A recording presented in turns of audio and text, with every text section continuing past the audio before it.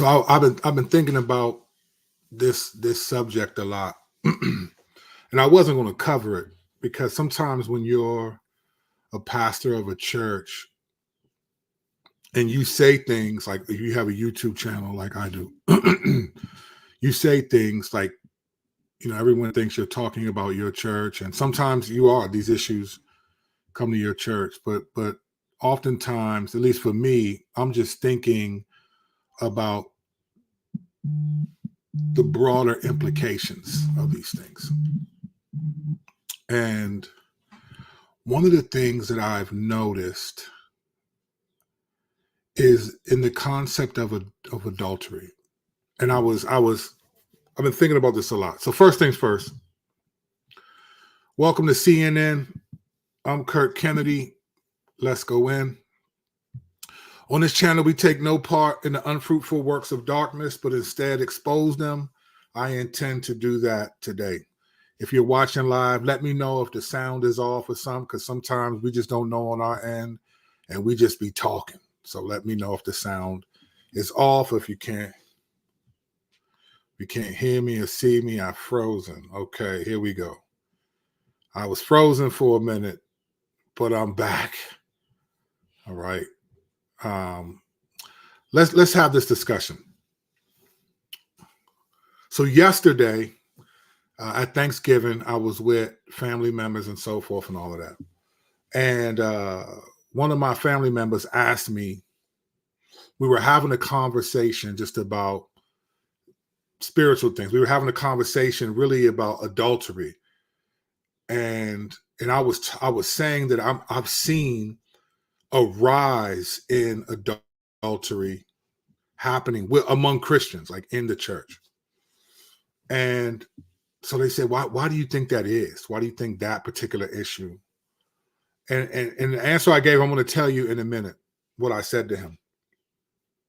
But I've been thinking about this for a while. I remember some years ago, I've always been, the Lord has always given me, just for whatever reason, honestly, I think it's humorous that he uses me in any capacity. But and I say that not to sound humble, but I just think it's hilarious because I was a dude I'm the last person that should be used by the Lord based upon who I've been and all of that, but the Lord redeems us, right? So I get flown sometimes to preach at conferences in different places across the country. And sometimes when you have a relationship established with certain people, they'll bring you back. So one year, a pastor flew me back down to do some speaking in his city.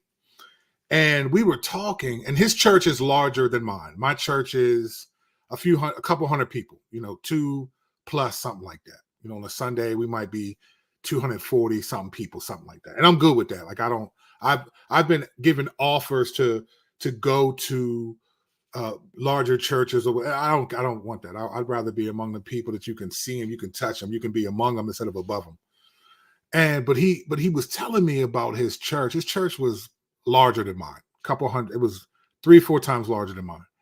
And he brought up that there's been a lot of adultery happening in his church. And I was kind of amazed by that, not in like an exciting way, but just like, wow, because their church is a church that I know these people love the Lord. And I was thinking, why is adultery so strong in this church? So I was just asking them questions because in my experience, that hadn't been something that I dealt with a lot at my church. And so I was just asking them questions and how people were working through it. And a lot of the times couples were staying together, but it's always difficult.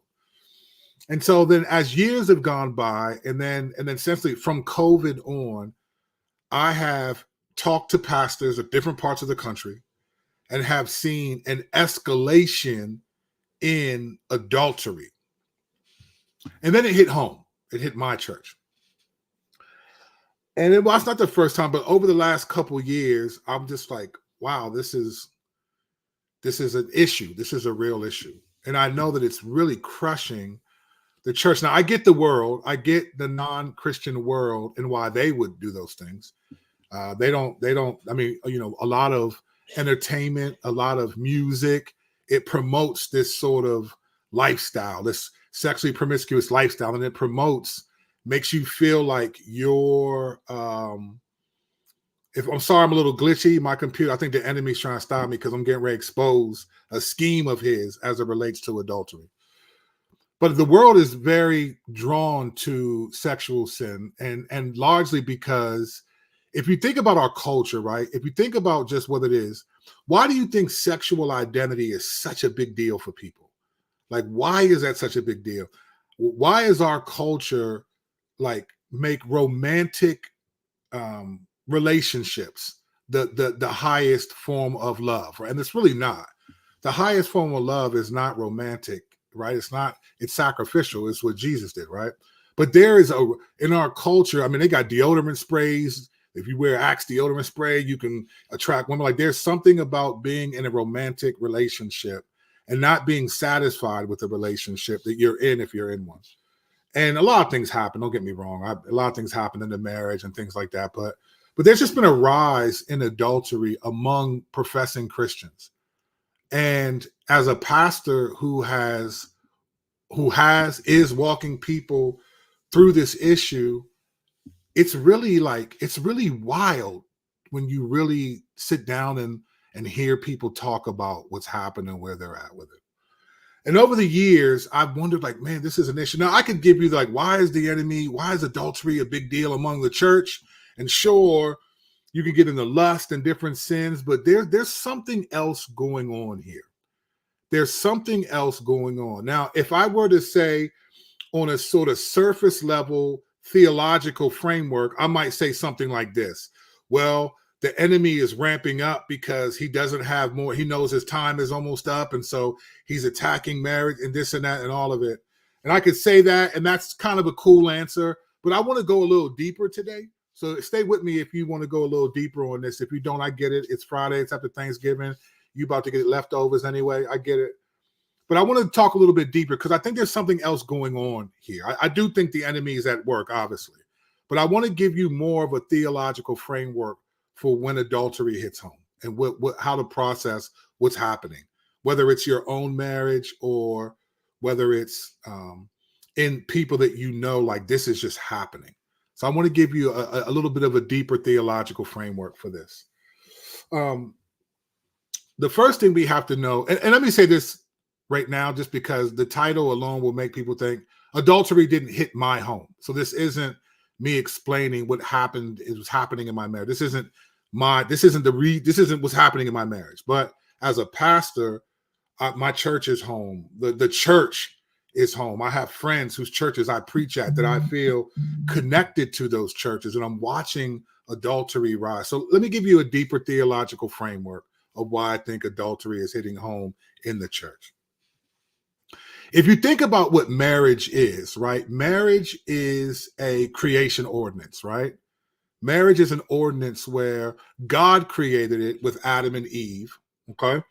And Adam says, this is flesh of my flesh, bone of my bone, and then Moses comments and says, therefore a man shall leave his father and mother and become one flesh with his wife and so forth, right?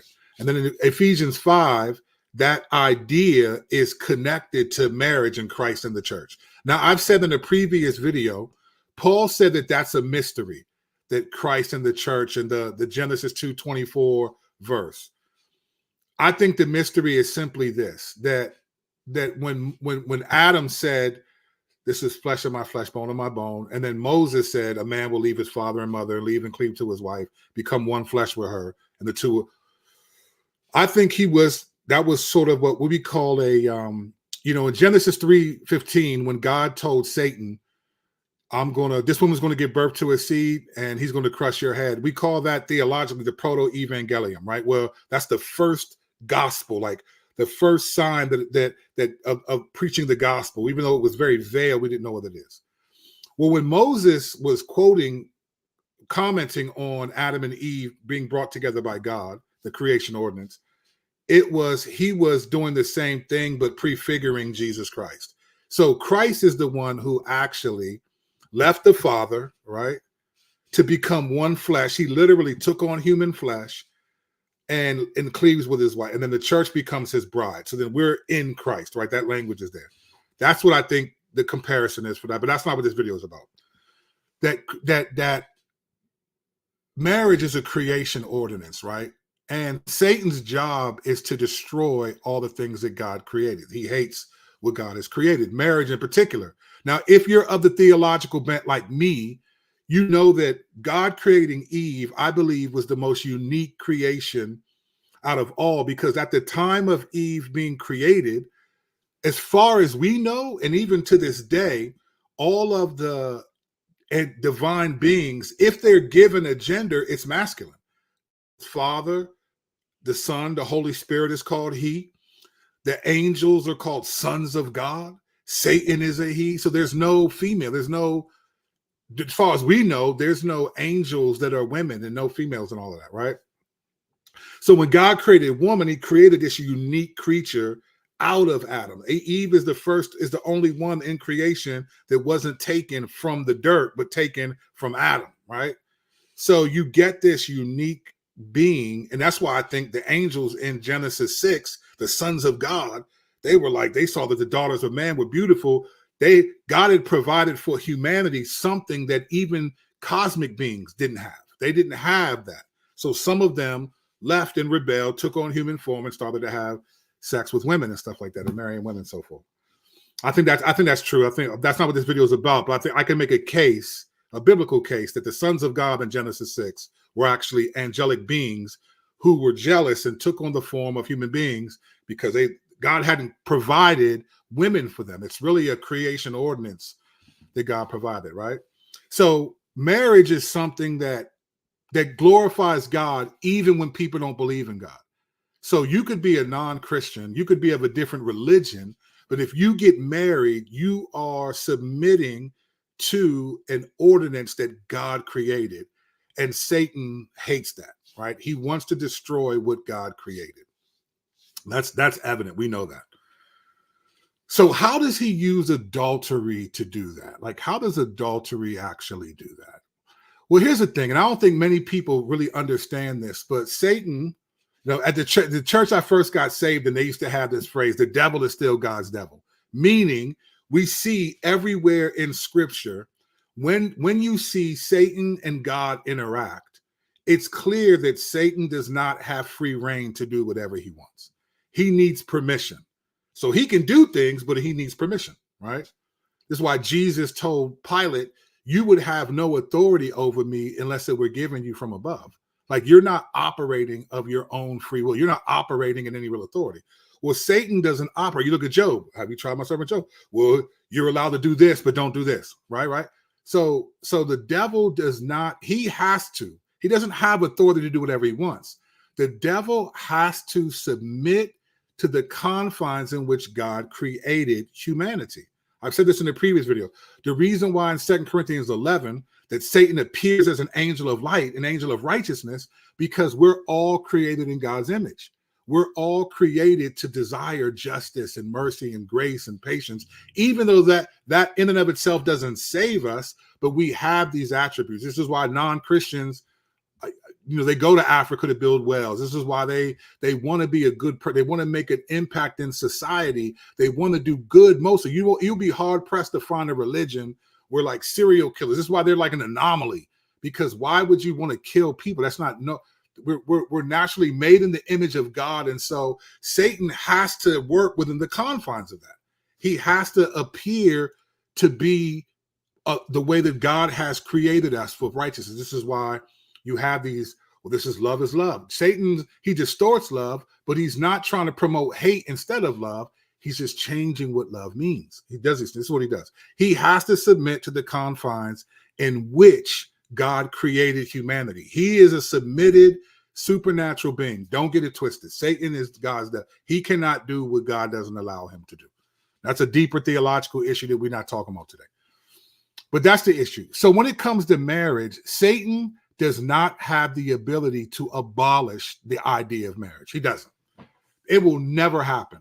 Satan may be able to make people not want to get married and live together and do all of that, but he will never get rid of the institution of marriage, because any religion, anywhere in the world, every people get married. In fact, what's funny is I watch a lot of these videos about like red pill, like the dating stuff and women entitlement. And a lot of what women are complaining about is wanting to be in relationships that lead to marriage, but having their standards too high, all that dynamic, right?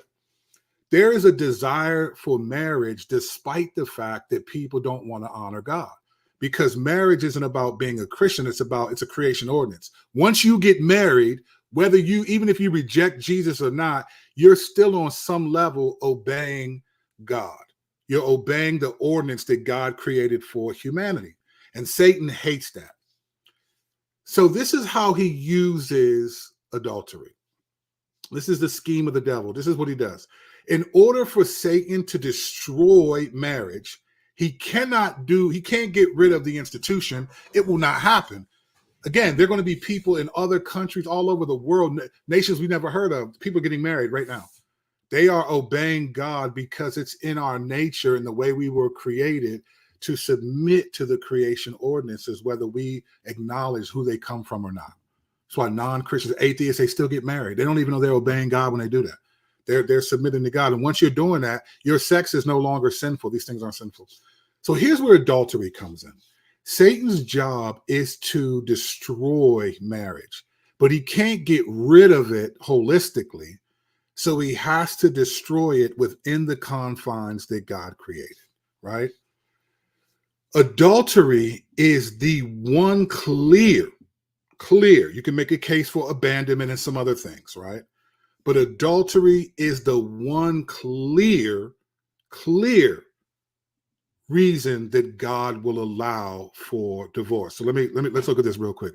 In Matthew 19, the Pharisees or these religious people, they're asking Jesus about divorce, right? And it starts in Matthew 19, verse 1. And Jesus is teaching them and explain, because in that culture, let me explain that culture. They got divorced a lot too. Like if a husband got tired of his wife, he could just divorce her and give her a certificate and be gone with it. And they were just doing that. You get mad at her, she didn't do something, and you divorce her and you move on and try to marry someone else, right?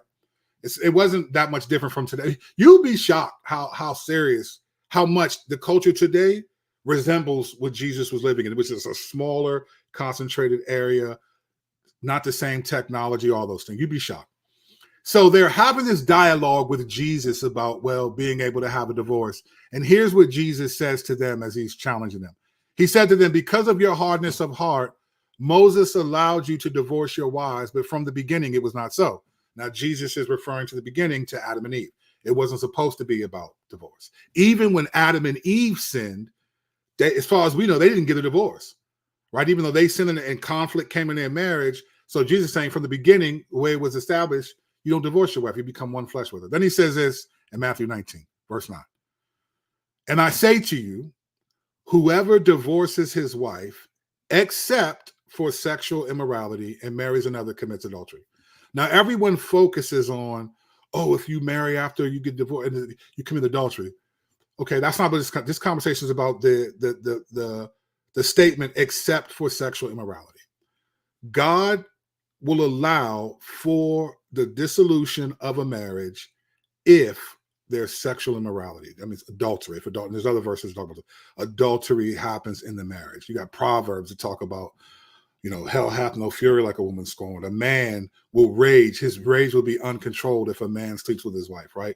There's this outrage over this particular issue. It is the one area where divorce is allowed to, marriage is allowed, that marriage can be destroyed, that union, and allowed by God if someone commits sexual sin, right? So here's where the devil comes in. Here's where Satan comes in. He cannot destroy marriage as an institution, but what he can do is destroy individual marriages. And when you do that, here's the thing, because if you're a believer, you have biblical grounds for divorce. See, you can't just divorce for no reason. And people do it, right? It happens. People act like God hates divorce, like he loves other sins. Like he doesn't hate divorce worse than other sins. I think he hates functional divorces too, but that's a different video. I did a video about that a while ago. But in the confines of the way God created things, the destruction of a marriage can happen if adultery takes place, if there's sexual immorality that takes place. So Satan comes in and says, okay, I can't destroy the institution of marriage because that's a creation ordinance. I cannot get rid of what God's established, right? But what I can do is destroy this marriage using adultery, and I can tempt the people to end the marriage because God allows it. So Satan is so clever that in his scheme, he is tempting people to, with our thoughts, with our disappointment, with our spouses, with all of this. And I'm going to say something. I'm going to go on a quick tangent real quick. I want to talk about the love languages, the 5 love languages. I think I'm writing a book called The 5 Hurt Languages, not in contrast to that, but as a pastor, after reading the love languages, I think I've listened to it twice. I realized something about that book. I think it's a great tool. I think if people can do it, it's a fantastic tool. People's lives have been changed. And I don't remember. It's been a while since I read it, so I could be wrong. But let me say this. In the 5 love languages, you know what I noticed about that book? The premise of the book of the 5 love languages is this. You find out what your significant other, but we're talking about marriage, so we'll say spouses' love languages, and you try to do that. But why are you doing that? You're doing that so that your spouse will then do your love languages, and when that works out, it's a success. What I noticed about the book was, man, I don't hear any negative stories in this book. The couple times where a spouse came back and said, hey, it's not working, they're not changing, it was like, okay, just keep at it, and then it'll change. And you know what I realized about that book is that a lot of marriage and books on marriage, and that book in particular, which is wildly successful, the premise of the love languages is this. I'm going to do your love language so that you'll eventually do mine, and then we'll have a great marriage. Okay, so I'm going to do this for you to get you to do this for me, and then we're going to both give each other. And I think when that works, it's fantastic. Here's the problem, though. 2 problems. One, that's selfish ambition. If I am doing things to get you to do something, then it's selfish ambition. I'm only doing this so that you do this for me. That is not the biblical paradigm. Jesus said, do things for others that won't do things back for you. So the biblical paradigm is to do these things for your spouse, whether they do them, because God has done all this for you. The Lord convicted me of this some years ago. I was like, this is where you need to be. If I tell you I love you and you say you don't love me back, I'm offended. I get hurt. My feelings get hurt. If I clean up the house and do all this stuff, and my wife comes home, doesn't notice it, I'm offended because I wanted to have sex. I wanted acknowledgement. I wanted if I don't get it. So much of the love languages and even the way we think about our marriages is connected to getting our spouse to do something for us. That's selfish ambition. And what the enemy does is he uses that. So if you try to do that and it doesn't happen, then you get offended and now you're hurt. I've had to help more people work through their hurt languages. Hurt languages are different. Some people, if you just like some spouses, when they're angry, they lash out and they yell. And you just think, oh, he's angry and all of that. But he's hurt behind that. Some wives will withdraw, not say a word, be cold, right? Cold shoulder. But that's not, oh, she's just being selfish and mean she's bitter. No, there's a hurt behind that. But that's for the book that comes out hopefully in about 6 months. But my point is that what the enemy does, what Satan does is he plays on that. I think he's used the love languages in a significant way so that when your spouse doesn't reciprocate that love language, you get offended and all of a sudden you get tired of it. And then that thing grows. And what happens is when adultery happens in the context of marriage, Satan uses that scheme, that reality, because like, hey, your marriage can be destroyed and God will allow for it. And what I see him doing is, so he's trying to destroy marriage from the inside out. He can't destroy it from the institution of it. It's not going to happen. People are not going to stop getting married. As much as this culture loves sexual immorality, people still want to be married. It's wild to me. People have been married a few times and still want to be married, right? There's something about that ordinance because God created it that way. So what Satan is doing is, I'm going to go in and destroy this marriage. They have grounds to end it. And every time it's ended, even though you have grounds, it's a destruction of marriage. And this is what's happening. So you're seeing this infidelity is just rising. Now, there's a lot of reasons why. I'm not getting into all that. I'm talking specifically about the scheme of the devil. What is he doing? I'm seeing a rampant rise in adultery because the enemy knows that that's the one way that God will approve of you destroying your marriage, ending your marriage. Now, just because God hates divorce doesn't mean you have to get the divorce just because you have, just because you're allowed to, doesn't mean you have to. And by the grace of God, I have helped couples fight through that and not end their marriages. And it's not easy, it's tough, it's hard. And I've watched people be heroic. I mean, I tell you what, man, for all that you can say about like wives and this and that, I have watched women be heroic. I'm talking about godly, fighting, like willing to, I mean, whew, man, women are my heroes in many ways when it comes to marriage because I watch. I'm not saying they don't sin, but they're often the ones who experience this infidelity, and I've watched women be heroic. I'm so proud of just people that I'm thinking of right now. But the scheme of the devil is that he can destroy marriage. It's almost like remember like when you get a cereal like FDA approved, right? Infidelity is Jesus approved. You can end your marriage. So he's almost making it seem like, oh, once this happens, end it, and I destroyed this marriage. And I'm grateful that there are people who were like, not today, Satan. Though it was painful, it's hurting. But this is what's happening. The enemy is really going after, because honestly, what marriage represents is God being the man who leaves the father, who becomes one flesh with his wife. He leaves and cleaves to his wife, which is the church. So when the reason why he's trying to destroy marriage, because it is, whether people believe, it is the thing that Christ left eternity for. To make, because think about this. Why is the church his bride? Like why that motif? Why is the church the bride of Christ?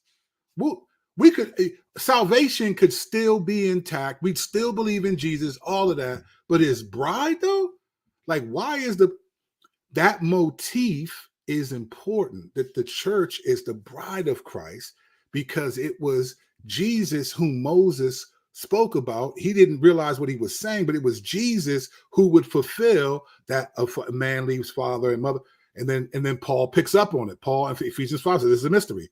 Christ left the Father to become one flesh with the church. That's why marriage is such a big deal. And think about how often the church sins against Christ, but Christ doesn't divorce the church. Think of the infidelity.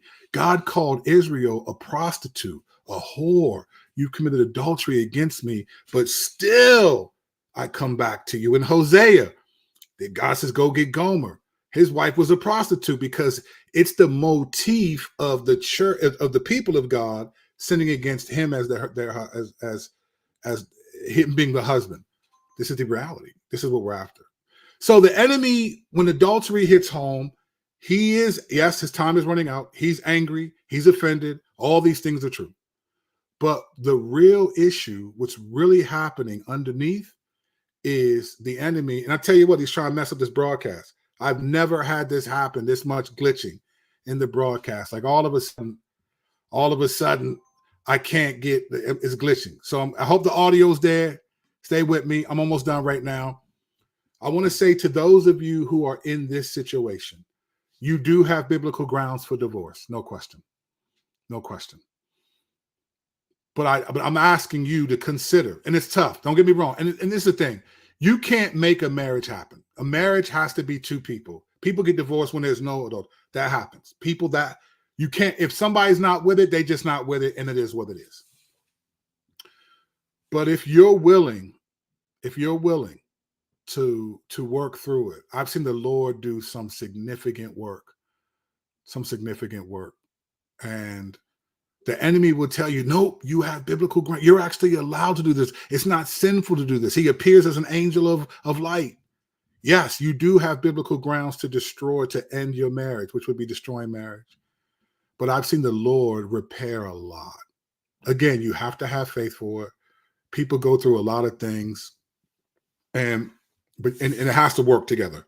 I know marriages that are not doing well because they just don't. One spouse is trying, one isn't. It happens. It happens to the best of us. But the enemy is really working because that's the only way he can. That's a creation ordinance. Marriage is about imitating Jesus, even when you reject Jesus. Now, it can't save you, it doesn't give you, but it still obeys God. Once you're married, that intimacy that you have is not sinful. The only way sin can happen now is if someone else becomes a part of it. And that's what the enemy does. He couldn't stop you from getting married, but he wants to destroy the fact that you are married by going after this issue, because it's the only issue that God clearly says you can end your marriage because of it. And so Satan's at work. And so there's a rampage of it. I expect to see more of it. And I hope that this video and other people just give you some insight into what's happening. It's tough. I walk people through it. It's real. I'm not saying it's easy. I'm not saying that, oh, look at, hey, listen, people get divorced for much less. And I get it. Because it's hard. It's hard, but it's not impossible. So the enemy is after your marriage, and he's going to try to play on it. And I tell you, man, shouts to the love languages has helped a lot of people, but I think the love languages is I don't know, fam. I don't know. I think it's selfish ambition. And I help people who are too hurt to do them love languages. They're too hurt. I can't imagine telling a couple, well, you just need he needs words of affirmation and gifts, and she needs physical. I can't imagine telling people that in a counseling situation, because you got to deal with the hurt, man. Do you even know why your spouse is feeling this way? So anyway, me and Strack might get into this more, because we've talked about this on the show. He's talked about this stuff. We might get into this more, but this is why adultery is hitting home in the church. It's ramping up. And again, for anyone who didn't watch, this isn't me confessing what's happened in my home. Home to me is the church, and I see my church and the church, and I see adultery being sexual sin in some form, which is usually adultery. Once you step out, I've seen it just rise. It's on a rampage, and some people can make it and some people don't. Some people get a divorce and the Lord redeems that. I know people who've gotten divorced and have moved on and have fantastic lives, remarried, and they're just walking. There's a lot going on there. But my point was not to get into all of that, was to help you see this what the enemy's after. All right. Having said that, listen, man, don't, you gotta, I appreciate all the love y'all give me in the comments. Show me some love with the fit. You see the believe until you leave hat, right? That's here. Go to KirkKennedy.com. Look at this, man. You can't look, don't die twice, right? What did they say? You only live once? Well, you can die twice. Don't die twice. Look at that fit right there. And thank you to those of you who've been getting the give. And I appreciate that. Everybody has it. Go ahead and get you the Sunday vibes. Look at the Sunday vibes. Go ahead. I know some of y'all white boys are cut like this. Is a white boy shirt. This is it. Only white boys can wear shirts like this. This is it.